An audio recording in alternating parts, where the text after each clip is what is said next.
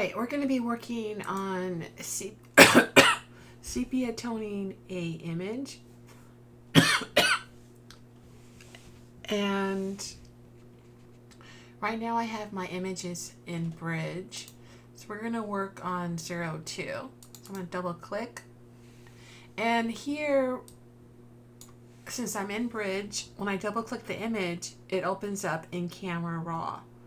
So Camera Raw is really great, and you can make a lot of adjustments here for exposure, contrast, highlight, shadows, the whites and the blacks, and the texture. But right now we're going to be changing our image to black and white. So I'm not going to really mess with this, but this is a great spot to adjust your exposure, your contrast, your shadows, bring up the whites, lower the whites, the blacks, the textures, make it soft, add some more detail, mess with the clarity, dehaze, vibrancy, pop up or decrease the saturation. There's all kinds of many options. This is just the basic option, but there's curves, the detail, the color mixer, the optics. Now I'm going to go ahead and hold down the option key, and I'm going to reset. So this is our image straight out of our camera. That's Camera Raw. Let's go ahead and open that. And you can see right here, I have all of my adjustment layers that I use quite a bit. And I like to have them pulled out of the palette. I also like to have the screen as large as possible with nothing else distracting me. The major components that we're going to be using are our adjustments, our properties, and our layers. Now, let's just say you don't have these available to you. They're out here on the right side. If you don't see them or recognize the icon, what you can do is go to Window, Layers, and since they're all connected, I have my adjustment and my property layers. Now you can separate them. You can pull them into the side panel.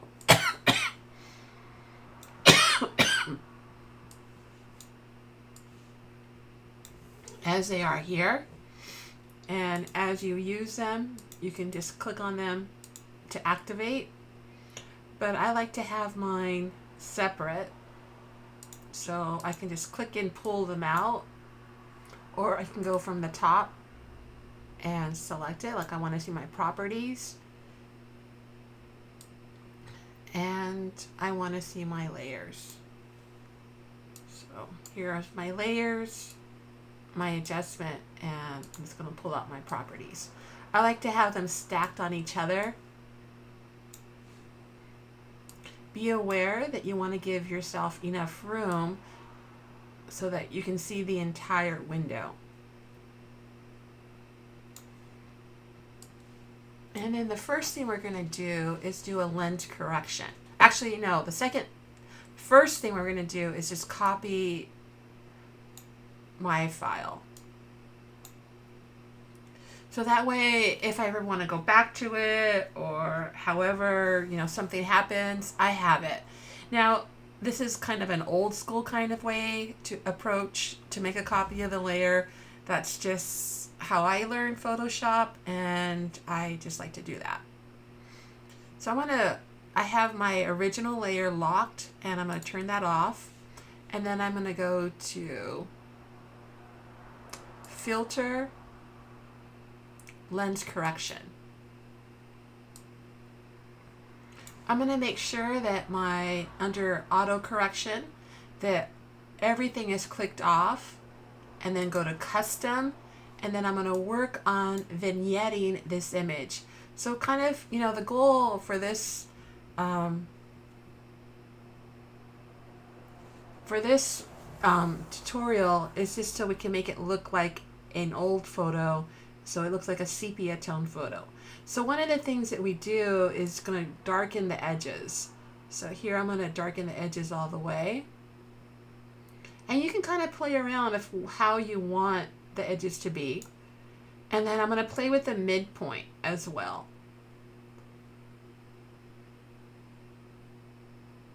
So the midpoint of the image. And, you know, it's up to you. We're going to be about 77. I'm going to set it actually about 75. And then I press OK. Now you can see, let's compare our before and after before we vignette it. So here's the before, and then here's the after. And like everything, we want to save our file. So I'm going to go to File, Save. And and you notice that it went from a CR2 file to a PSD file. And I'm just going to press save. The next step is to change our image to black and white. And to do that, you can get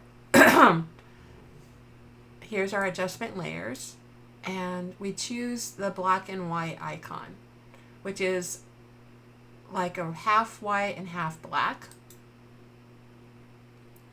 And we have all these other options that we can play with manually. What we're going to be working is the preset. Underneath the preset, we have this little image modifier, and it turns into a little dropper, and this will change the image that I'm working in. So if I want to work, say, on the lips here, and I want to make it a little bit darker, I can push the slider to the right or to the left. And say like I want to, on this highlight on the left side, go a little bit to the left if I want to bring that out. Now you be really careful on how you're doing this, because you want to, you want to make it look realistic. Say if I wanted to work in this black area here, so you're going to adjust it. I would caution you to go a little bit on the, just be cautious. Don't exaggerate. Like here, yeah, you can see the highlights in his eyes, but then I'm going to go ahead, if we hold down the Option key, you should be able to reset, but they already have the reset button right there, which is a little arrow turning to the left. So I'm going to reset what we started with and just kind of adjust some of the color tones. Now I could go ahead and start tinting it right now, but we're not going to do that. The next thing we're going to work on are the curves, and it literally looks like a curve in the adjustment palette, and this brings up. And here I can lift my output on the bottom. It's going to lift that up and then create a mid-tone and then create kind of like an S-curve. And everybody, they all do it slightly different. Sometimes you don't need an S-curve. S-curve is kind of like the standard. Yeah, be careful. See right there, I really messed that up. Command Z is your friend.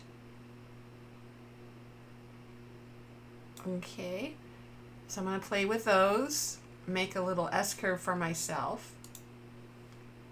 Then I'm going to go to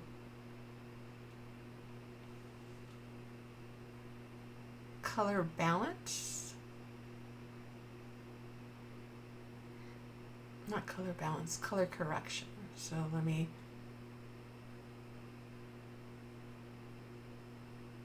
choose this one. Actually, excuse me, photo filter. And I am going to choose Sepia. And here I have the density level of how, of what I want. Like, do I want it this really gross yellow color, or do I want something a little bit more subtle? I'm going to put it all the way 100%. And then I'm going to go down to my layers, right click, go to blending options. This dialog box will come up, and down here, blend if gray. We're working on the gray points. And on the far right, I'm going to hold down the option key to separate the triangle and put it about halfway. Well, I'm going to go a little bit to the left. Now remember, every photograph is different. So your adjustments are based on the photograph, not a specific number that will work for you. Then I'm going to play with the next slider. On the right, I'm going to hold down the option key. Oops. Hold down the option key and separate that triangle. And I'm going to move it a little bit past the midpoint. Now you need to make your adjustment based on what you need in your image, and then I'm going to press OK. Let's pull out the layers and check out to see what we have. So here's our adjusted sepia tone, and there's many different options to do and to work in Photoshop. This is just one of many.